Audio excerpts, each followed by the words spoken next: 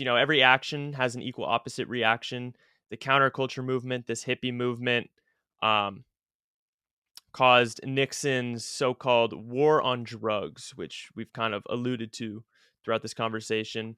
So what was Nixon's war on drugs, and what was the impact of that?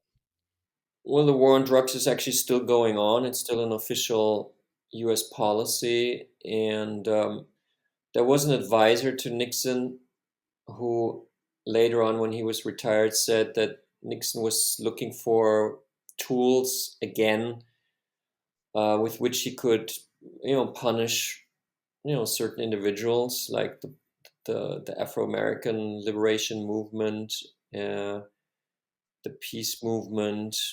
Like this advisor said, could we punish people because they were black? Obviously not. Could we punish people for using marijuana? Yes, we could. So Nixon was not convinced that LSD is dangerous to your health, but he was convinced that if he makes it illegal, he can put people in prison that he liked to see in prison. Um, so the war on drugs, I mean, it also has a lot to do with Nixon's mindset of Republicans or conservative politicians in D.C. at the time. They just didn't get it what's going on in the population, like people freeing their mind, and they were that's not good. You don't want people to free their mind. You want people to think what the government or the media tell you. So that whole like anti-drug, anti-psychedelic behavior of the American government from those late 60s and early 70s is really outdated now, and that's why more and more people in America are now realizing that prohibitionist laws are actually mind control laws, and that they should stop. And even from, be it left wing or right wing in America, there's like that's like they don't agree on many things, but they do agree by now, I think, that we should really look at these substances. Where we should really check out whether they are actually helpful against dementia, against depression, against trauma related uh, afflictions. A lot of war veteran. Veteran movement is very much pro drug, pro psychedelics. So that is actually shifting now in the American consciousness, and I guess even Leary would be happy to see that now. And but we're still not there yet. It's still LSD is still illegal. Yeah, 100%. I think this anti-drug policy really came from a place of ignorance. People fear what they don't understand.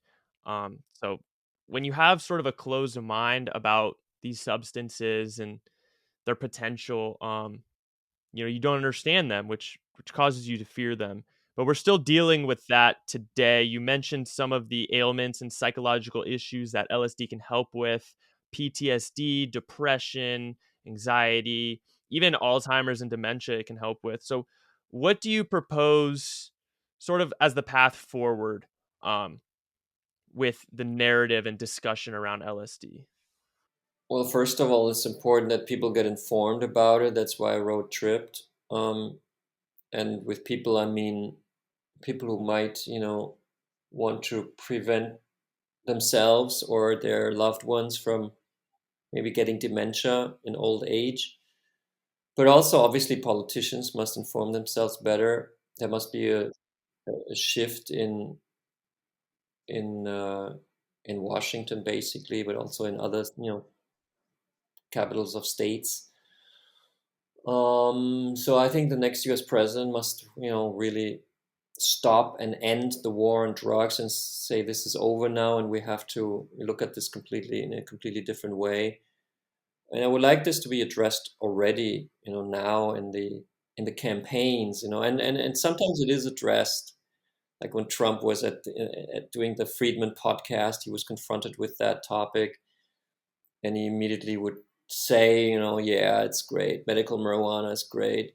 But obviously, he says that in a podcast where all the podcast listeners kind of are of that opinion. I don't know if I think the problem in America in regards to drugs are the religious people, because they are often not open yet, and they have a lot of influence, especially on the Republican Party. So let's see. But America is on the right path and is more advanced than other countries when it comes to re-evaluating psychedelics. Yeah, I mean, I'm religious, and I think when looking at it through the lens of religion, I think these sort of substances can actually bring you closer to God. It can give you sort of a, out of body experience. It can heighten your consciousness and help you understand concepts that the human mind just usually can't comprehend.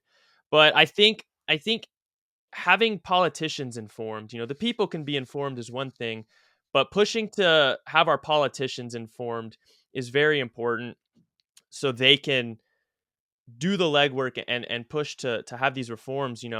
I think a big aspect of it is big pharma and corporatism and the money in the drug industry. They don't want these drugs to be researched. They want to continue giving people painkillers and antidepressants and opiates with horrible side effects that are incredibly addictive, that destroy lives, but it makes a ton of money, so they're okay with it. I think that's disgusting and immoral, and I hope that politicians can start to open a dialogue around that.